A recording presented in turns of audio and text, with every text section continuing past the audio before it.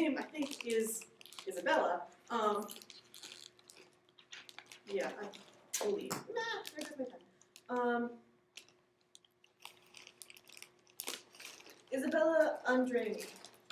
She was a poet and very smart, and people liked her a lot. So, and then when she died, the entire city went to mourning, and it was this big deal. She was traipsing all over Europe, performing for courts and things, and she had her own take on the character that became so famous that it stands on its own. So, back to the Zani.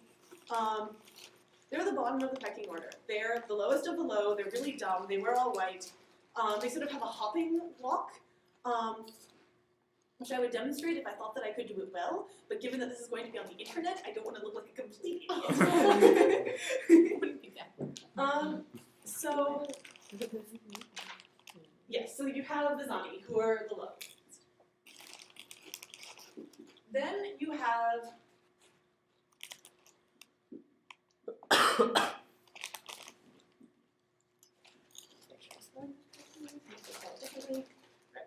then you have Arlecchino. Arlecchino is generally the top servant. His name, there's an argument about his name. Some people think it comes from the name of a water bird. I don't agree. I prefer Dante's interpretation. Dante at one point refers to a devil by the name of Elecchino, which supports the theory that that his name actually comes from Elecchino, which means little devil. Given that he is quite the trickster, I would have to agree. He is the top servant. He is just smart enough to create a plot that goes horribly wrong. That's more or less his only job. He has a very similar walk to the rest of the Zani, and is also famous for his costume. It's thought that this character was created in France, and it seems to be a cross between a medieval figure it seems to be a cross between the Zani and a French medieval figure who was a kind of wild man covered in leaves, it says John Budley. So you get a costume that is covered in leaves, which then became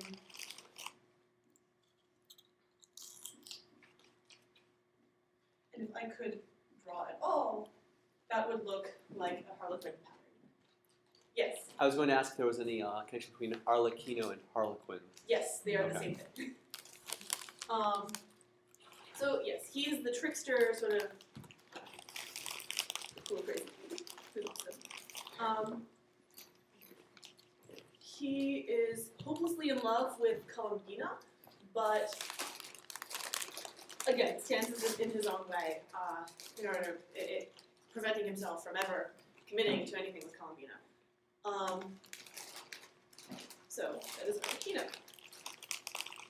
He also carries a slapstick, which is possibly the coolest thing ever. I think we should make 30,000 of them and keep them in the TeaRoom because basically, no, it's an awesome idea. No, so they're very easy to make too because you get 2 pieces of wood and then you attach them at the base with another piece of wood. So that when you hit someone, they clack together and make a very loud noise.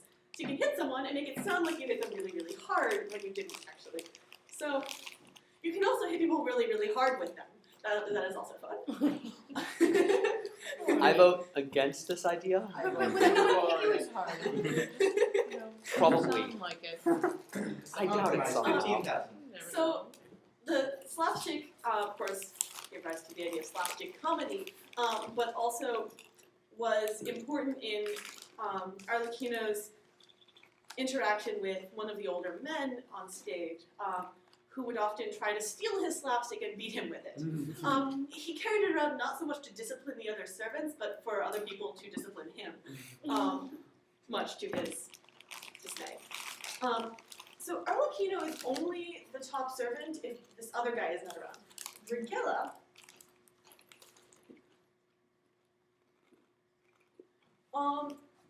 is the sleaziest guy around. Like, he's the top servant whenever he's around the other Zani.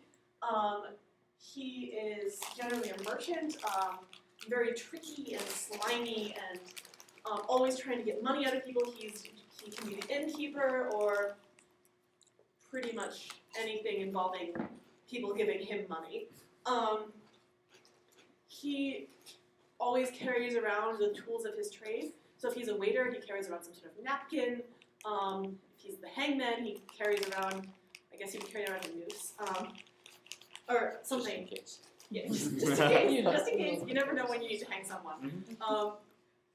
So he's slimy and he has a very cat-like walk, very similar to the Zani walks. It still retains that servant walk, but it's slimier. Like everything about him, about his physique, his movement, says grease and disgusting and terrifying and slime. And there's some good pictures of Brigella masks in there. So, sorry, that's me. So then you have what happened later on. We got the female characters. As the role developed, they never managed to get so far. Well, they did much later on, but at first, women were not allowed to wear masks on stage. So once they actually got women on stage, they couldn't put them in masks. So you ended up with a female servant, known as a Zagni. And within that, this is where I disagree with the author of this book, actually. He groups all of the female Zagni under Columbina, more or less.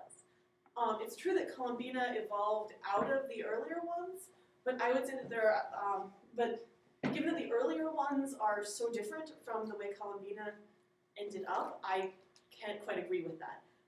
So within that you have Franceschina and Columbina.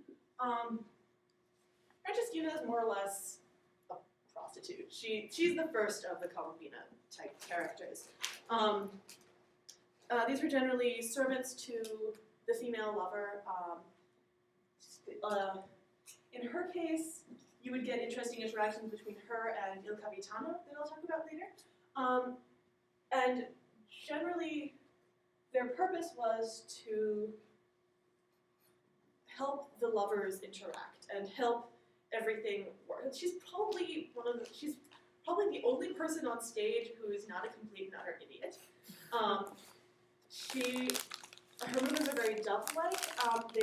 Even when it evolved past the earlier stages of, I believe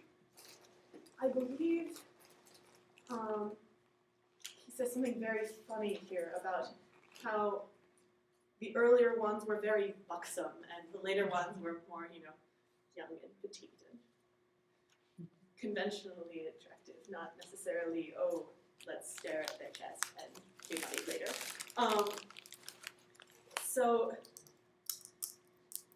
eventually you get Columbina, who's just, really sweet and dove-like and a little flirtatious, but not really, and passing letters between the lovers and helping them connect, while everyone else is just in chaos.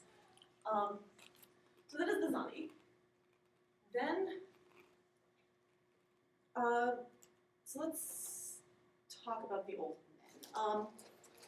There are two main old men characters. I'll go over here. The main one is Pantalone. Much like his name, he can't really get his head out of his pants, especially because his money bags are attached to them. He is incredibly miserly. Earlier on, he wore a very large codpiece, and attached to the codpiece, he had two very large money bags, creating the necessary effect. And he wears all black.